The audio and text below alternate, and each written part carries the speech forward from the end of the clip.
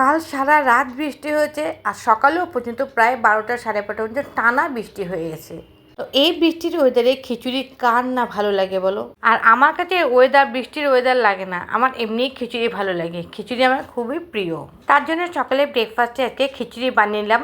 আমিষ খিচুড়ি বানিয়েছি। কড়াইতে সরষের তেল গরম করে তার মধ্যে ফোড়ন দিয়েছিলাম শুকনো লঙ্কা আর সাদা জিরে।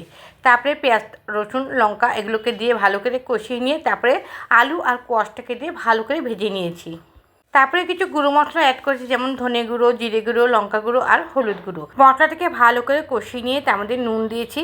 নুন দেওয়ার পরে ভালো করে নাড়িয়ে নিয়েছি আর সাথে দিলাম একটা গোটা টমেটো। তারপরে মুগ ডাল আর মুসুর ডালকে যেটা ধুয়ে রেখেছিলাম সেই মুগ ডাল আর মুসুর ডালটাকে দিয়ে আবারও ভালো করে কষিয়ে নিলাম। তারপরে না আমরা গোবিন্দভোগ চালটা দিইনি, যেহেতু এটা আমিষ খিচুড়ি তার জন্য দিয়েছিলাম সেদ্ধ চাল।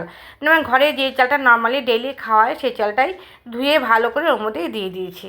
তারপরে অল্প পরিমাণে চিনি দিয়েছি যাতে টক ঝাল মিষ্টির ব্যালেন্সটা ঠিকমতো রাখতে পারে। আর তারপর দিয়েছিলাম তো আদা গ্রেট করে। ব্যাস, এটা ভালোভাবে কষানো হয়ে গেছে। তারপর দিয়েছি জল ঢেলে, জলটা ফুটে ওঠার পর যখন ঘন হয়ে এসেছে তারপরে দিয়েছিলাম একটু বেশি পরিমাণে ঘি, যাতে পরে আর ঘিটা দিতে না হয়। ব্যাস, রেডি হয়ে গেছে খিচুড়ি বানানো। আর তার সাথে করেছিলাম বেগুন ভাজা। এই গরম গরম বেগুন ভাজা আর খিচুড়ি করেছিলাম।